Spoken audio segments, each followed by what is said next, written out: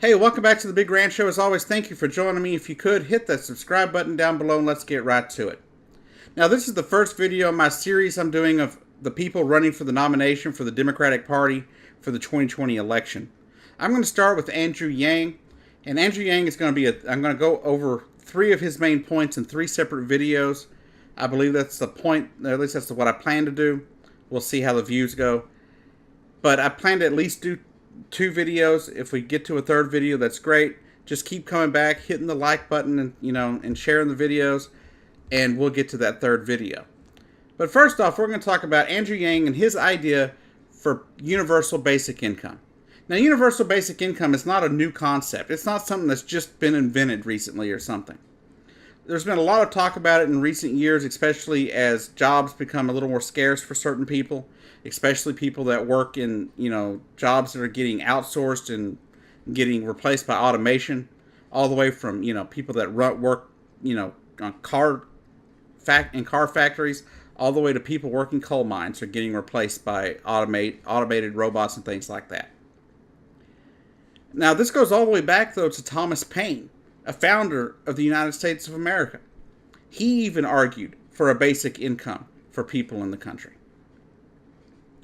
Now, all the way as recently as the 1960s, people were talking about it. All the way when you get to talking about Richard Nixon, during the Richard Nixon administration, they almost passed universal basic income. But why? Why does Andrew Yang want to do this? As I mentioned, a lot of it has to do with automation. By 2035, it is expected that roughly 1/3 of Americans will be without a job. That they will lose their job due to computers or robots or some kind of automation. You're already seeing it in places like McDonald's, where they're getting rid of cashiers and workers in order to put in these little kiosks. You're also seeing it already in places in Walmart, Target, Kmart, if Kmart even exists anymore. I know they don't in my area. But in those kind of stores, they're replacing checkers with self-check locations.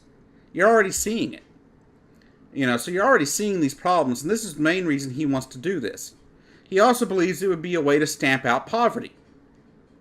Now, later on in the video, I'll discuss why I think it's a bad idea, and why I don't think we'll ever get it passed here in this country, and why the way he wants to do it, I don't think is a great way.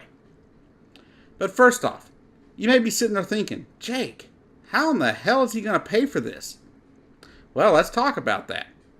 It's estimated that we spend roughly somewhere between $500 and $600 billion a year on things like welfare, healthcare, welfare programs, food stamps, disability, things like that. And he wants to replace some of that with $1,000 a month, which he calls the freedom dividend.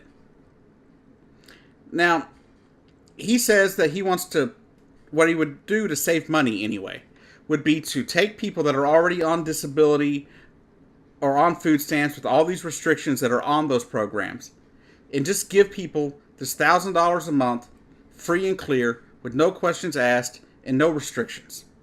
No restrictions on your income or anything like that. He believes more people would give up things like their other forms of welfare, from food stamps and disability, as I mentioned, to even, their whatever other welfare programs they may be on, such as housing assistance and things like that.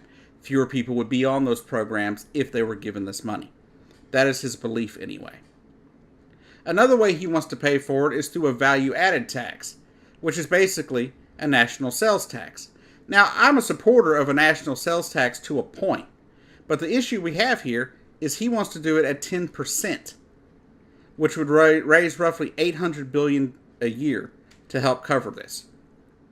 He also believes that this would increase the overall economy by roughly $2.5 trillion.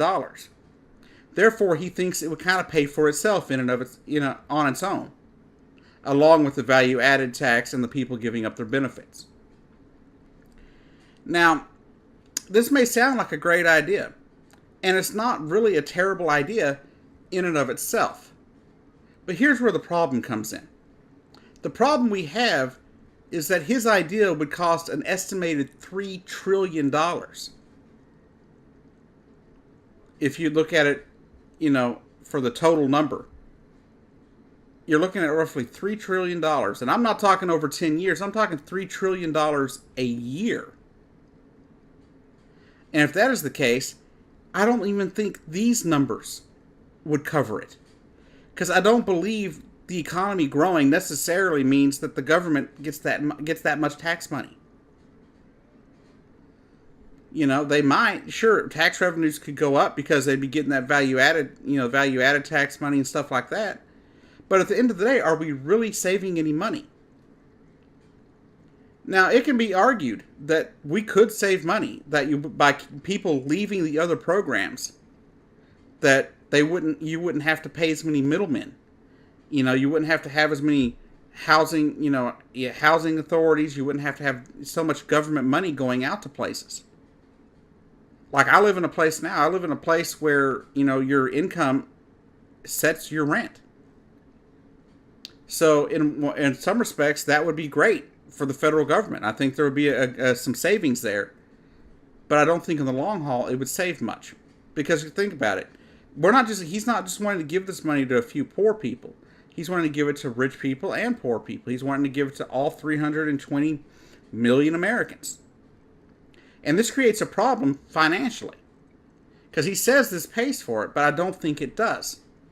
I don't think you're going to cover $3 trillion with a 10% VAT and people giving up their money. You're just not going to make up that $500 billion by people giving up their money and putting in a 10% VAT.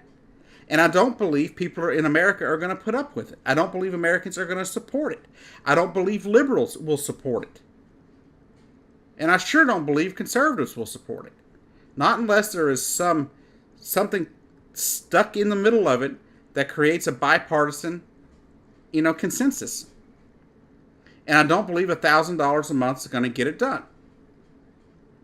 Now, unlike other people, I don't believe it's going to kill the incentive to work. Because there are studies out there that show that this is not what would happen. That people would continue working. Sure, some people may be willing to cut their hours a little bit because they had this money, but they would continue working. That's what the data shows. So I believe in that respect, it could be a good idea. I believe that people working is important. And I tell you right now, when I was physically able to actually get out and work, one of the things that kept me from working was the fact that I was on SSI. And with SSI as opposed to SSDI, you can earn $85 a month before they start taking your money away. And it doesn't even matter if it's you or your wife working. My wife went to work and all of a sudden my check is now cut by 2/3. My check was cut down so much now that it's not even worth getting half the time. But it's how it works, But if I could have been able to work without the fear of losing my health care, because the only way I have Medicaid in the state of Texas is because the federal government insures it with my SSI. And this is a problem that a lot of people would have getting the freedom dividend, because it would put them out of being able to get that federal money, and it would put them out of being able to get the Medicaid or whatever insurance they need through their state. But I believe he does try to cover that in his universal health care idea, which is part 2 of this series. So as you see, this is what he wants to do. This is what he wants to do. He wants to give everybody $1,000 a month, whether you're rich or poor, and he believes he can pay for it through a value-added tax, the growth of the economy, and people giving up their already existing welfare benefits in order to get the $1,000 free and clear. Let me know in the comments down below what you think about basic universal income. Do you think it's a great idea? Do you think it's a bad idea? Just let me know what you think down below. Do you see it as a socialist thing? Do you see it as communism? Or do you just see it as a kinder way of people living within capitalism? Let me know what you think. Thanks for watching. This has been The Big Rant Show. I've been your host, Jacob Keck, and I'll see you down the road.